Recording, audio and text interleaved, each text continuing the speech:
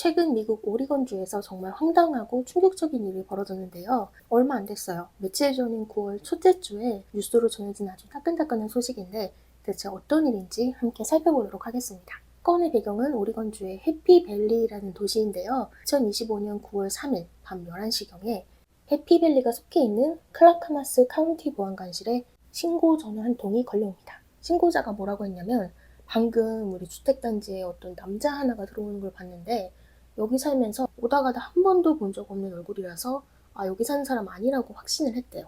근데 그 남자가 차를 세우고 어느 집 뒤편으로 걸어갔는데 약간 골룸처럼 몸을 되게 낮게 숙이고 걸어갔다는 거예요. 그래서 저 사람 좀 수상하다 생각을 해서 몰래 뒤를 밟았대요.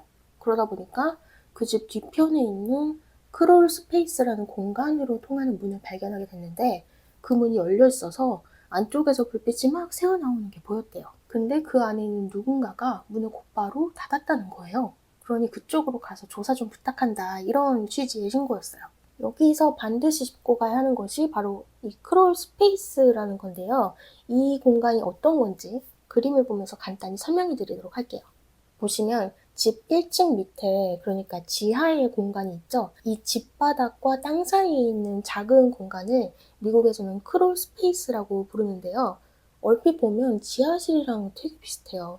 근데 둘이 비용도 그렇고 쓰임새도 완전히 다른 게, 일단 지하실은 높이나 공간 자체가 크고 넓어요. 그래서 지하실을 뭐 방이나 창고 같은 용도로도 쓰기도 하는데, 크롤 스페이스 같은 경우는 공간이 굉장히 낮고 좁아요. 이 크롤이라는 단어 뜻이 기어다니다라는 뜻이잖아요. 너무 낮아서 사람이 서서 걸어 다닐 수가 없고 기어서 들어갈 수 있다는 의미에서 이런 이름이 붙여진 거라고 하는데요. 그러면 이 크롤 스페이스라는 거를 왜 만드느냐? 집의 배관이라던가 전기선 같은 중요한 설비들을 숨기고 관리하는 것이 주 목적인데요. 이 크롤 스페이스가 있는 집들은 보통 집 바깥쪽에 뒤편에 출입구가 따로 있어요. 약간 눈에 잘 안 띄게 만들어 놨는데, 만약에 배관에 문제가 생겼다 하면은 수리공이 이 바깥문을 통해서 들어갔다 나왔다 하면서 유지 보수를 할 수가 있기 때문에 수리공을 굳이 집 안으로 들일 필요가 없다는 게 큰 장점이에요. 또 지하실을 짓는 것보다 크롤 스페이스를 짓는 게 비용 면에서도 훨씬 싸고요.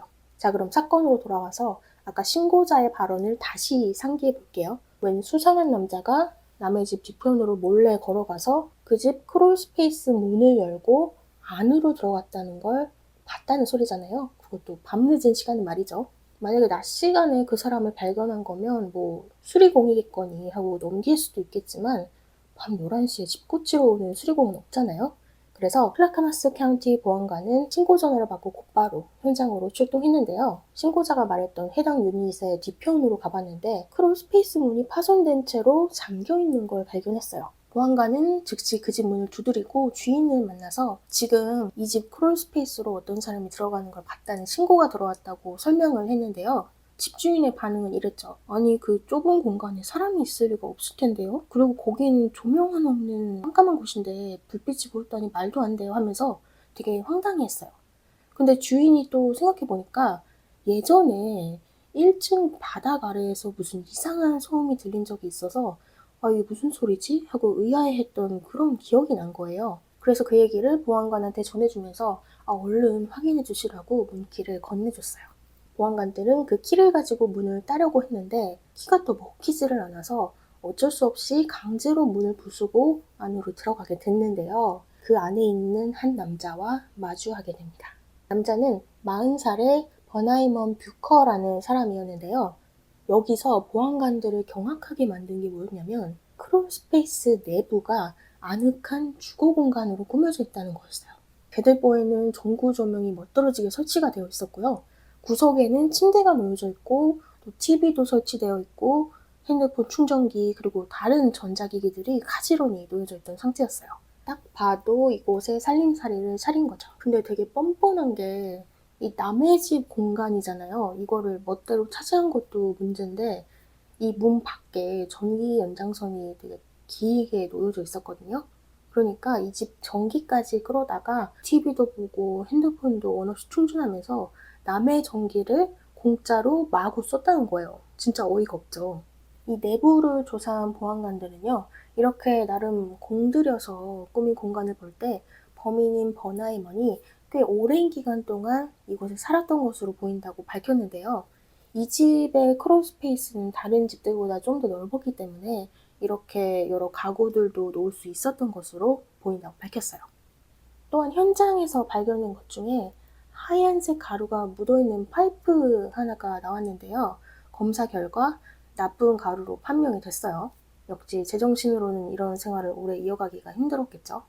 버나이먼은 1급 주거 침입 및 불법 가루 소지 혐의로 현장에서 즉시 체포가 됐는데요. 남자를 캐보니까 이미 전과가 아주 화려한 사람이었어요.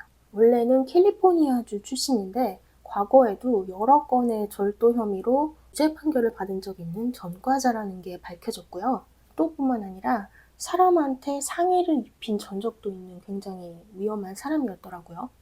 현재 버나이먼이 어떤 이유로 캘리포니아주에서 오레곤까지 오게 됐는지, 그리고 어떻게 이 집 크롤스페이스를 차지하게 되었는지에 대한 것은 조사 중에 있고요. 그리고 이 사건이 밝혀지고 나서 그 주택단지에 사는 사람들은 완전 충격과 공포에 휩싸였는데요. 호러 영화에서나 불법한 일이 실제로 일어나다니 믿을 수가 없다. 대부분이 이런 반응이었고, 특히나 버나이먼이 몰래 살던 집 바로 옆집에 사는 주인분은 버나이먼이 처음에는 우리 집 크롤 스페이스로 침입하려 한 것 같다. 근데 잘 되지 않아서 아마 옆집으로 옮겨간 것 같다. 이런 말을 하셨거든요.